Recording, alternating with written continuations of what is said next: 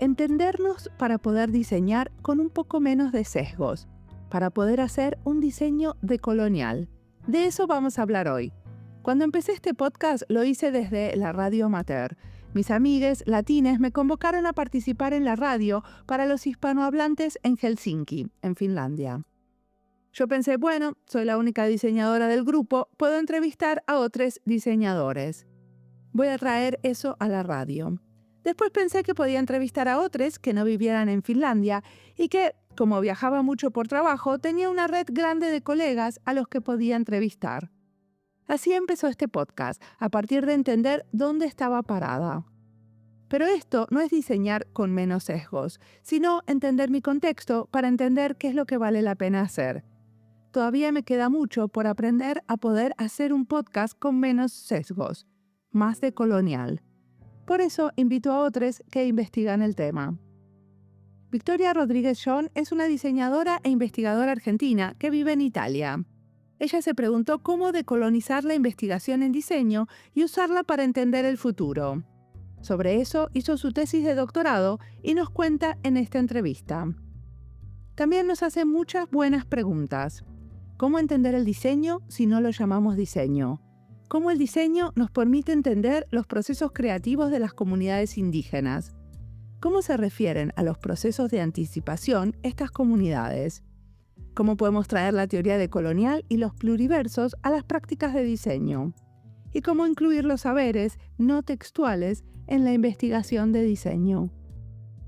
Mi nombre es Mariana Salgado, esto es Diseño y Diáspora.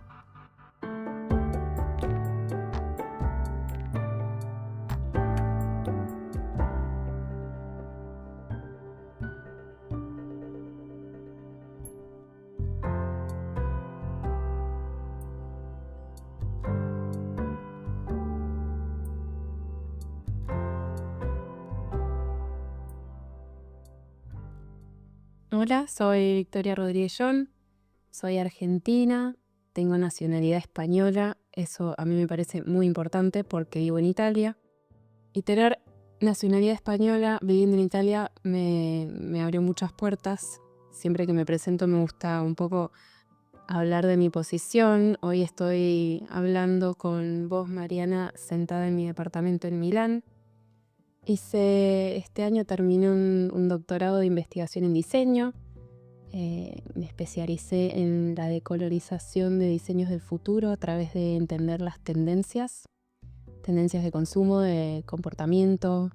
Vengo de un estudio de diseño industrial, estudié en FADU, UBA, la Universidad de Buenos Aires. Diseño industrial en la Facultad de Arquitectura, Diseño y Urbanismo. Y después me vine a Italia con mi pasaporte europeo a hacer un máster en diseño de producto también. Me quería especializar en eso, me gustaba mucho el producto. Hice 2 años de maestría y me di cuenta que me encantaba la investigación, que era algo que había hecho muy poquito en toda mi carrera. En el medio trabajé, tuve mi experiencia laboral y dije, bueno, vamos a ver de qué se trata la investigación. Y así empecé el doctorado en el Politécnico de Milán también. Ok, ¿y cómo fue que empezaste a investigar esto de lo decolonial en el diseño? Bueno, creo que tenía como un bichito ahí que me picaba desde que me mudé a Italia. Yo en Buenos Aires había estudiado, había trabajado para el gobierno de la ciudad, había trabajado en POP, que son puntos de venta, que es el típico primer trabajo de un diseñador industrial en Argentina. Y también había sido docente en la carrera de industrial. Fui profe en diseño 1 y diseño 3 de la carrera del curso de diseño, ¿no? Del estudio. Y vine acá y empecé a cursar y me empecé a dar cuenta de un montón de diferencias. Hice la típica Design Week de Milán, el Salone del Móvil. Empecé a ver de qué se trataba el diseño en Europa, ¿no? De cerca. Estando en Buenos Aires, creo que siendo diseñador todo el mundo mira para afuera y ese fue como la primera inquietud. Decir como, bueno, tanto que miramos para afuera, ahora estoy afuera a ver desde adentro, ¿qué es todo esto? ¿Qué es este fanatismo que se tiene en Argentina por mirar afuera, ¿no? Cuando tenemos cosas increíbles adentro. Y esto me empezó como también a molestar un poco, ¿no? Decir como, bueno, hay un montón de normas, hay un montón de reglas que se están escribiendo acá, a las cuales suscribimos estando en Argentina. Yo digo Argentina porque soy argentina y viví ahí un montón de años, pero bueno, es muy parecido en toda Latinoamérica o cualquier país no occidental, ¿no? Y cursé una materia de futuros, diseño de futuros, fue la primer acercamiento que tuve a esta disciplina, ¿no? A lo que es el estudio de futuros, en el diseño más particularmente, y dije, bueno, acá hay un montón de cosas para desglosar. Hice mi propuesta de doctorado para eso, para entender, ¿cómo decirlo?, como el aporte que hace el diseño de futuros a esta conversación, a como este desfasaje que hay entre estos futuros normativos que se escriben en ciertos lugares del mundo y cómo se viven estos futuros en todos los otros lugares del mundo, cómo se vivieron a través de la historia, ¿no? El futuro existe desde que existe la humanidad. Pero perdóname, pero lo del tema del diseño de futuro no está muy adentro del Salón del Mueble de Milán y perdón, el Milán Design Week. Mira, cada vez más igual, ¿eh? Cada vez más, sí. Hay ciertas muestras que ya empiezan a hablar de futuro, son reconceptuales, muchas tienen como un trasfondo académico o universitario de estudiantes, pero el diseño de futuro para mí está en todos lados. Por eso, yo lo entendía como una postura casi filosófica. Bueno, cuando uno diseña, diseña para el futuro, ¿no? Porque estás haciendo algo que todavía no existe. Entonces, pero cuando hablamos de diseñar y diseños futuros, muchísimas veces estamos hablando de diseños para 10, 20, 30 años y no estamos pensando para dentro de 2 años cuando sale el producto que estás dibujando hoy. Exacto, pero ya 2 años requiere un pensamiento futuro, ¿no? Requiere entender cómo va a ser ese futuro, qué va a querer el consumidor, ¿no? Hablamos de consumidor porque el diseño está metido en un contexto consumista, capitalista, liberal, etcétera, ¿no? Entonces, entendamos cuál va a ser la tendencia, cuál es la tendencia hoy para entender qué va a querer ese consumidor en 2 años, qué es lo que va a estar buscando, qué es lo que va a hacer que mi producto sea eficiente, que se venda, que esté alineado con esos valores. Y hay un montón de cosas ahí adentro, ¿no? Ya el simple hecho de decir la palabra diseño requiere, o sea, tiene una etimología que parte del futuro, ¿no? Es diseñar algo que todavía no existe, ¿no? Inventar algo, proyectar algo que todavía no existe, que esperemos mejore la situación presente. Pero bueno, de esto se ocuparon los teóricos de diseño desde que, no sé, desde que existe el diseño. Sí. ¿Y vos de qué te ocupaste? ¿Cuál era tu pregunta de investigación?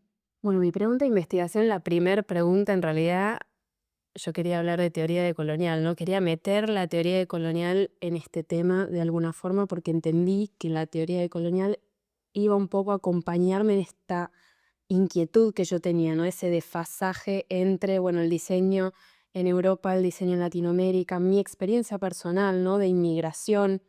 Entonces mi primera pregunta fue, ok, estoy en Europa, tengo el pasaporte, tengo una beca, ¿cómo hago para decolonizarme a mí misma? ¿No? ¿Cómo hago para decolonizar esta investigación? Porque estoy metida en una institución europea, con fondos públicos, mis supervisoras son europeas, somos todos blancos en mi departamento. Tengo igual cierto privilegio, ¿no? Tengo cierto poder. Entonces, ¿qué diría la teoría del colonial sobre todo esto que está pasando? Y dije, bueno, vamos a entender y desglosar un poco esta primera pregunta porque era el puntapié inicial. ¿Cómo empiezo un doctorado así? ¿Y entonces qué se te ocurrió ahí? Bueno, lo primero que hice fue tratar de construirme, ¿no? En un sentido, entender esto de lo que decía al principio de nuestra conversación, la posicionalidad. Decir, bueno, ¿desde dónde parto? ¿Qué es lo que sé? ¿Cuáles son mis creencias? ¿Qué es lo que yo creo, ¿no? ¿Qué es lo que yo creo que está bien? ¿Qué es lo que tomo por dado? Entender esos privilegios de una manera flexible, en realidad. Porque no era lo mismo mi posición en Buenos Aires, ¿no? Siendo por ahí docente antes de venirme a Italia, y mi posición ahora. Que no necesariamente es tan de privilegio cuando sos una inmigrante latina, ¿no? O sea, también hay un factor de poco privilegio, porque no sabes bien el italiano, supongo, al principio por lo menos. 100%. Ese fue el gran descubrimiento, decir como, bueno, hay veces que tengo un montón de privilegios y hay veces que no, ¿no? Hay por ahí una reunión en el día en el cual yo soy la menos privilegiada, pero hay otra reunión en el día en la cual sí, yo me siento bastante privilegiada. Entonces, ¿cómo trabajo con eso? ¿Cómo investigo con eso? ¿A quién le hago las preguntas? ¿No? ¿Qué autores tengo que leer? Todo, o sea, todo eso fue como el primer gran, diría yo, el primer gran año de mi investigación fue desglosar un poco eso. Bueno, una de las cosas que vos decís en tus escritos es que hay que analizar la posicionalidad de una para entender nuestros sesgos también, ¿no? O sea, cómo también tenés como unos lentes para mirar lo que estás mirando. Y vos te fuiste a trabajar al norte de Argentina con una comunidad Wichi. ¿Me querés contar sobre ese proyecto? Sí, porque además esas dos cosas tienen mucho que ver. Hice 6 meses de mi investigación en Argentina, ¿no? Claramente tenía que volver a mi lugar de origen, a donde todo había empezado, ¿no? Era una búsqueda muy personal también. Y logré contactarme con un grupo que se llama Abra Textil, que viene trabajando con mujeres de la comunidad Wichí hace muchísimos años, ¿no? Tienen una relación muy transparente, muy equitativa, que ya que sea una relación es un montón. Y yo necesitaba eso, ¿no? Porque no podía ir y presentarme, hola, soy Victoria, no saben nada de mí. Me parecía que yo necesitaba un poco un contexto cuidado para lograr conocer mejor cómo trabajaban, conocer personalmente a estas personas. Pero Abra Textil es un grupo de diseñadoras o es un grupo de tejedoras de la comunidad o es un grupo de ambas. ¿Qué es? Ara Textil es un grupo de mujeres que trabaja con no solo tejedoras artesanas y no solo de la comunidad de Wichí, en general del norte. Tienen muchos contactos de artesanas y artesanos en Chaco, en Salta, en Jujuy, en Tucumán. Y ellas organizan viajes de mujeres de todos lados del mundo, la que quiere puede participar, y te ponen en contacto con estas comunidades, te organizan una semana en la cual vos aprendes las profesiones, ¿no? A hacer este tipo de artesanías del cual ellas son las maestras, de estas artesanas. Lo lindo es que vos convivís esa semana con estas personas. Entonces compartís los desayunos, compartís el almuerzo, compartís charlas, compartís el proceso. Hay primero un proceso muy importante de observar y de escuchar, después de hacer, de aprender, ¿no? Esto de estar listos para aprender, ¿no? Prepararte a aprender. Obviamente lleva mucho más que una semana. Lamentablemente el tiempo y los recursos que teníamos y yo tenía eran finitos, entonces me fui una semana a Jujuy a convivir con estas artesanas gracias a esta organización a aprender cómo hacían, ¿no? Yo estaba hablando de tendencias, estaba hablando de futuros, estaba hablando de teoría decolonial. Dije, bueno, ¿cómo entender el diseño si no lo llamamos diseño? ¿Cómo entender tendencias si no las llamamos tendencias? Entonces, eso es lo que quería entender. Quería entender cómo eran las inspiraciones de estas mujeres, ¿no? Cómo lograban crear. ¿Cómo era? Se despertaban y de repente se les venía un diseño en la cabeza y lo llevaban a cabo. ¿Cómo se inspiraban en los colores, ¿no? Y estas eran preguntas que yo no sé, lentamente cuando empezamos a construir una relación con las artesanas empecé a hacer, ¿no? O sea, como que vos querías documentar el proceso de diseño de ellas. Yo quería entender el proceso creativo, sí. ¿Y al final fue solo una semana o te quedaste más tiempo? Me quedé más tiempo, tenía otros contactos en la zona, obviamente nunca fui así como de primera a presentarme yo y decir, bueno, soy Victoria, estoy haciendo una investigación, sino que yo siempre quería un poco presentarme con un marco, ¿no? Decir como, bueno, me recomiendo a esta persona, que tenemos esta persona en común, soy tal, me contactaba antes por mail, después por teléfono, entonces conocía gente en la región, ciertas cooperativas, otros artesanos, otros locales, y bueno, fui viajando por la región, estuve, no me acuerdo bien, ahora creo que fueron como 15 días, en la cual una semana estuve con las artesanas Huichí, la otra semana estuve viajando, contactando gente, viendo un poco también distintas respuestas a lo que eran mis preguntas. O sea, ¿cuál es la diferencia? Porque, bueno, supongo que hay mucha gente que va a los territorios, especialmente antropólogos, a ver cómo funciona una cooperativa textil Wichi o cómo funcionan diferentes comunidades de allá. ¿Cuál es la diferencia en que vos sos una investigadora en diseño? Yo creo que el diseño en este caso me ayudaba a entender en primera persona los procesos creativos, ¿no? Porque habiendo diseñado yo también, entendía que, bueno, la inspiración aparece por cierto lado, pero también tuvimos conversaciones en la cual el mercado y las tendencias eran de suma importancia. Y las respuestas a, bueno, ¿por qué elegiste el color beige para hacer este suéter tejido? Era porque, bueno, no, nos dijeron que el beige se iba a vender y porque es un color neutro, entonces entender como, bueno, ok, hasta acá llegan las tendencias, hasta acá es donde un diseñador igualmente acciona con las respuestas del mercado. Entonces empecé a entender cómo una persona que después tiene que proyectar un suéter tomaba toda esa información, ese input, del cual después salía un output que era un suéter beige, ¿no? Como esa traducción interna que hay dentro del diseñador, la podía entender mejor, no sé. Perfecto. Y después escribiste sobre esa experiencia. Eso fue tu tesis de doctorado. Sí, básicamente creo que mi tesis de doctorado tiene una parte muy, muy fuerte de la búsqueda de trabajar con teoría decolonial y posicionarme como investigadora bajo ese marco, ¿no? Yo sentía casi culpa, por así decirte muy honestamente, ¿no? Por estar hablando de estos temas. Y sentía responsabilidad. Entonces me fui como a lo muy filosófico de la pregunta también. Me fui a entender la ontología del diseño, a entender la ontología del futuro, para poder entender cómo otras personas hablaron de ese tema ya antes que yo, cómo estas comunidades se refieren a un pensamiento de anticipación, porque una de mis preguntas a las mujeres de la comunidad Wichi, me acuerdo, estábamos ahí charlando una tenía un dolor de cabeza porque había dormido mal y me empezaron a contar de los sueños y de las pesadillas que había tenido esa noche. Y empezamos a hablar un poco del futuro y yo digo, bueno, yo estoy investigando el futuro. Para ustedes, ¿cómo ven el futuro? ¿Cómo se lo imaginan? Y la palabra futuro no está casi en el diccionario. Decían como, no, pero para nosotras esa palabra no tiene el mismo sentido que para vos. No, no la pensamos así. Nuestra cosmología es distinta.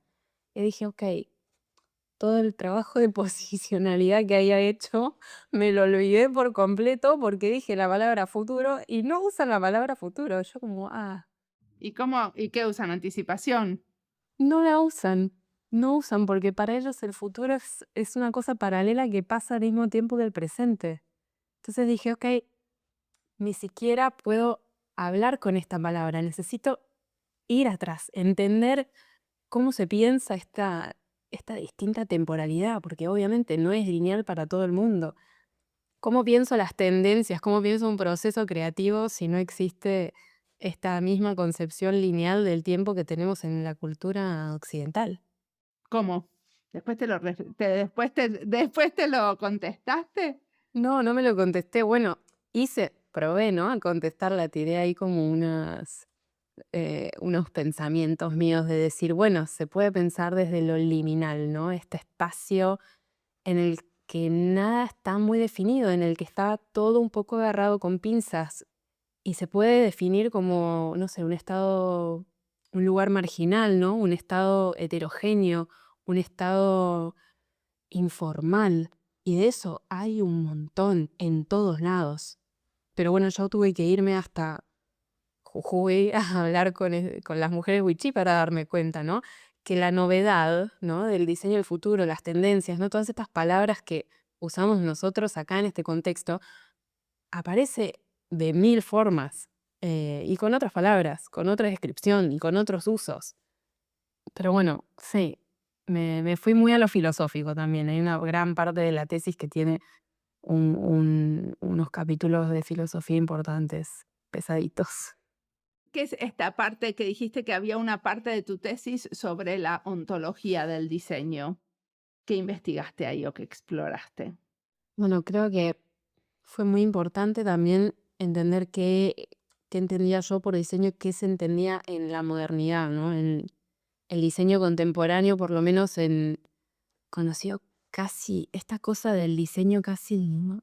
Global, universal, normalizado, las 10 reglas de hacer diseño, ¿no? De Dieter Rams, la Bauhaus, ¿qué se enseña? ¿Qué, ¿Qué es el diseño detrás de todas esas cosas que nos enseñaron en la carrera? ¿Y por qué no podés ser diseñador aunque no hayas estudiado? ¿Qué significa el diseño, no? Esa recursividad que existe dentro del diseño mismo, cómo el diseño mismo se diseña a sí mismo una y otra vez, ¿no? Como que se va casi a algo microscópico en su misma definición. Y ahí es cuando me fui también a la filosofía, empecé a entender como la filosofía de los materialismos, el nuevo materialismo, la física cuántica, ¿no? Como para entender esta cosa casi microscópica, ¿no? De los principios de las cosas, ¿no? La génesis.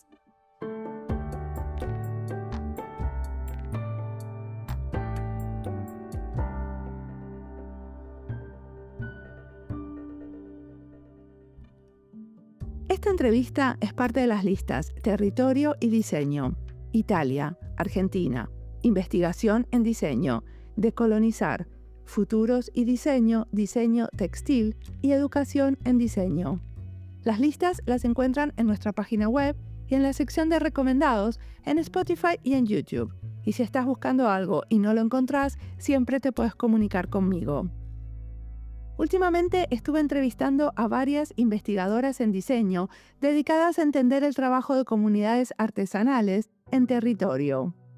Dos que me vienen a la cabeza son el episodio con Magdalena Cata Lavín, que hizo su trabajo en territorio chileno, es el episodio 691, y con Zulma Julieta Castro Pacheco, en el episodio 682, hablamos sobre cómo se puede diseñar la artesanía contemporánea sin perjudicar a las comunidades, y cómo trabajar con estas comunidades sin borrar su tradición. Ella estudió las relaciones entre diseñadores y artesanos, y nos cuenta qué descubrió. Y en nuestra lista Territorio y Diseño también encuentran muchos episodios sobre el trabajo con comunidades, a veces desde la universidad y a veces son colaboraciones con ONGs o con el sector público. Esa lista ya tiene 75 episodios. Todo ese material está disponible para todo el que quiera ahondar en el tema. Me encantaría pensar que alguna vez alguien va a usar estas entrevistas, analizarlas y escribir un artículo académico. Me tienta saber qué se encuentra en el análisis de ese material. Ahora, sigamos escuchando a Victoria, que tiene muchísimo más para contarnos.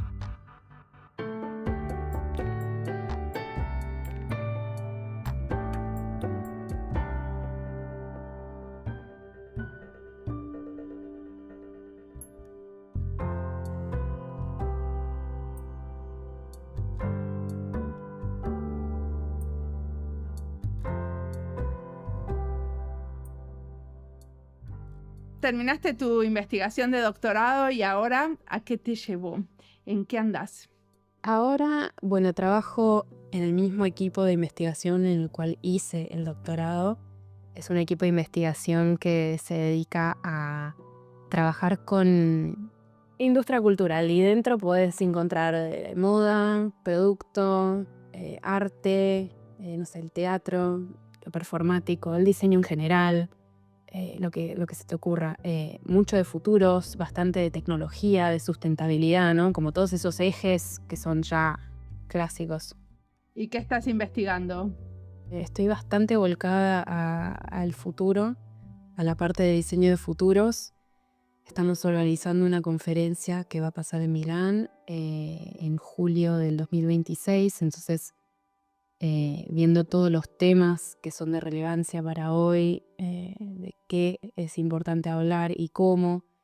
Estamos escribiendo algunos proyectos europeos, pero eso más sobre el sector de moda, obviamente agregando mucho factor de inteligencia artificial y tecnología que hoy en día la Unión Europea quiere volcarse a entender cómo trabajar con la inteligencia artificial desde los sectores creativos.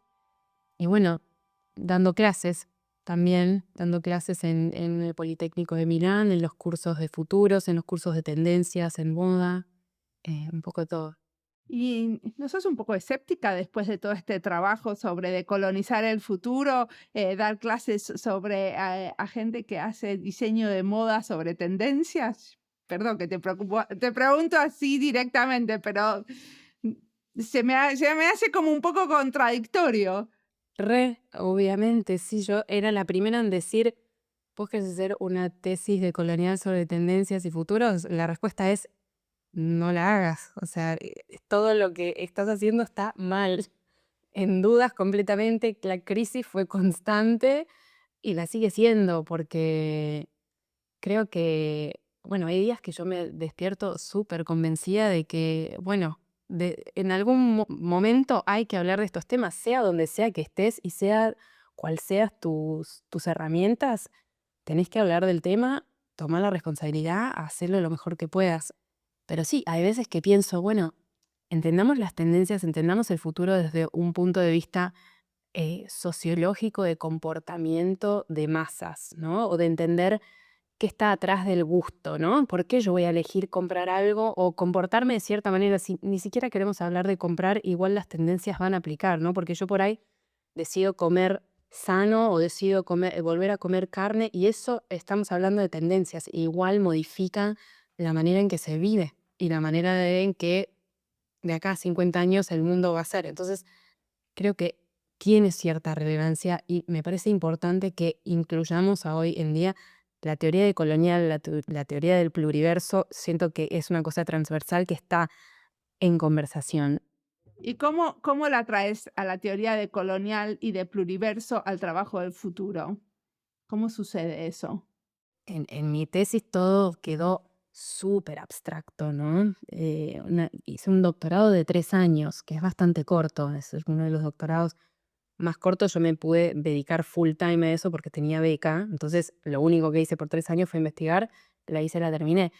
Pero si nos vamos a lo práctico, creo que hay ciertas cosas que podés ir haciendo para romper un poco con ese sesgo colonial, ese sesgo de que nos trajo la modernidad o el eurocentrismo, ¿no? Sí, Decime qué cosas puedo hacer que no sea irme a Jujuy a trabajar con las comunidades wichí, porque eso me queda lejos. por ejemplo, en mi trabajo hoy día, ¿no? Organizando la conferencia, me puedo asegurar de que tengamos cierta diversidad en la gente que va a hablar.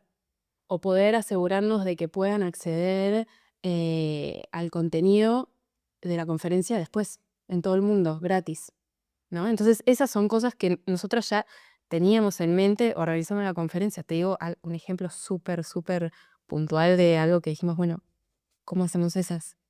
Después, en términos de, no sé, de los resultados de mi tesis, por ejemplo, escribirlo también en español, ¿no?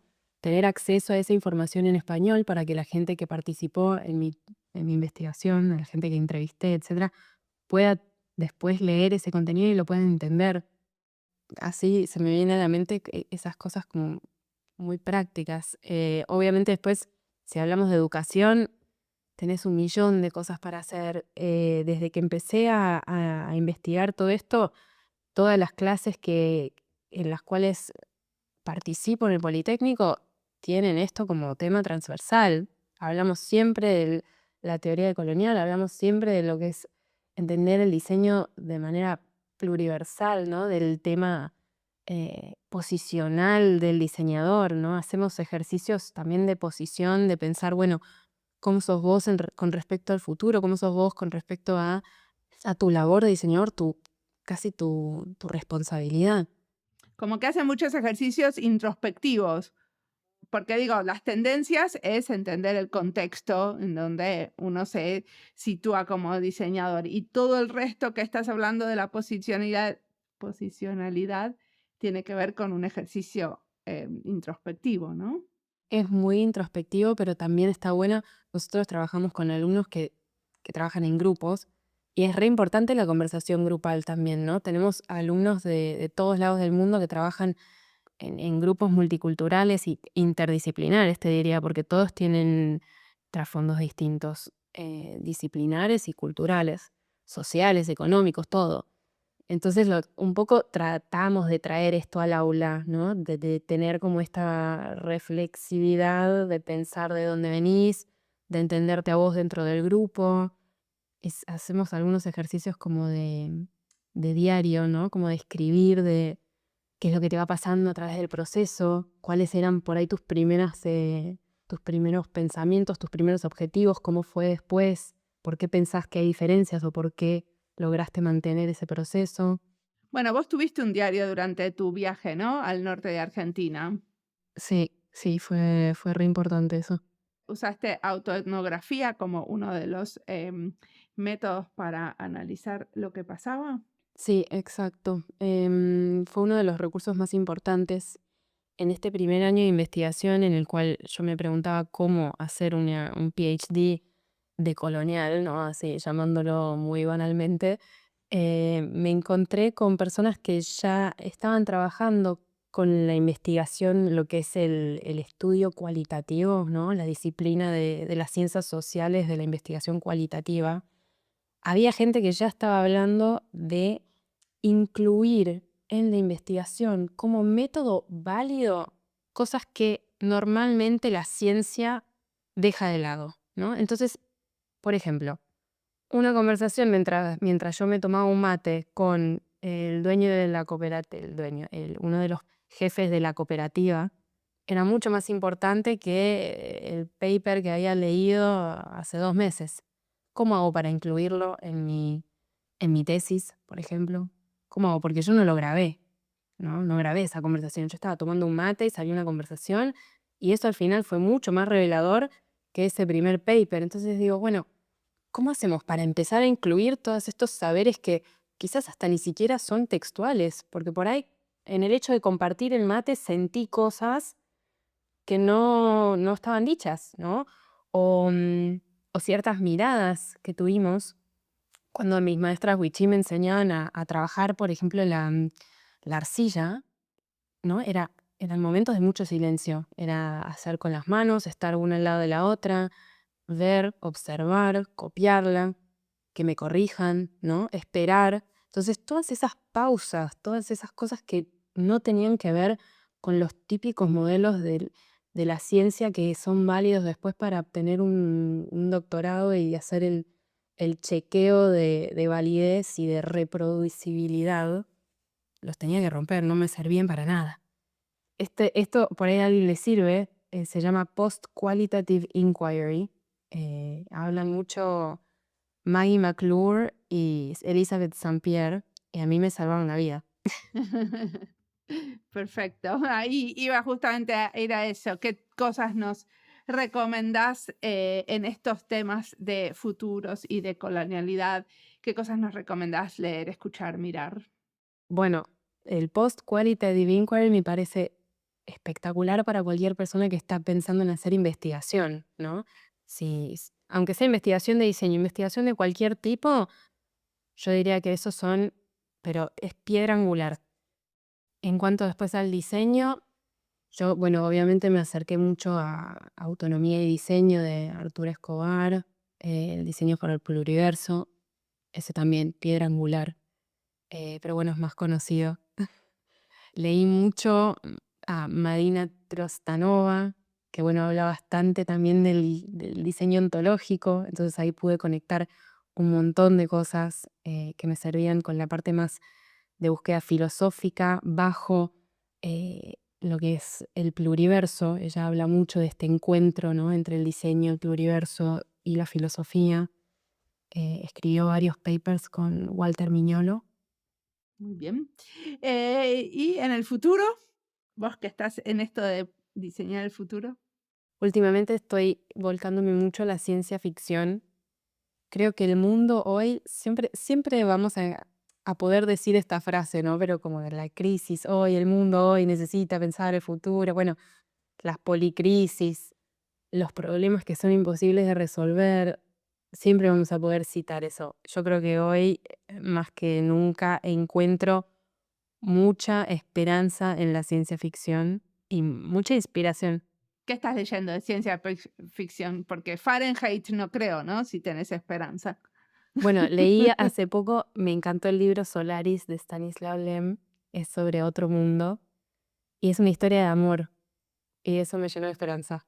Hay una película también. Sí, pero bueno, siempre vamos a recomendar siempre leer los libros Sí, primero. yo vi la película, pero no leí el libro. El libro es espectacular y hay una traducción que es bastante reciente, directa del polaco al español, que la recomiendo mucho, en vez de hacer del polaco al inglés al español, porque cambia. Pero bueno, esa novela creo que me cambió mucho la perspectiva de entender cómo podemos vivir un futuro desde el lado de lo personal, del amor, aunque todo esté mal, bueno, podemos encontrar el optimismo en algún destello. Soy bastante optimista en ese sentido. Muy bien. ¿Y qué le dirías a la Victoria que acaba de terminar la universidad y está pensando en qué hacer y a qué dedicarse? A los jóvenes que nos escuchan, las jóvenes. Y los jóvenes les diría que sean muy curiosos y nunca es tarde para hacer un doctorado, que es una de las cosas más lindas que hay, tener el privilegio de poder leer y leer y leer por horas con el solo hecho de informarse, que también puede ser peligroso porque cuanto más lees, más te sentís ignorante, entonces hay un poquito de ansiedad ahí, pero que es imposible leer todo, les diría eso, pero sí, creo que fomentar la curiosidad es lo más lindo que hay. Buenísimo, muchísimas gracias por la entrevista.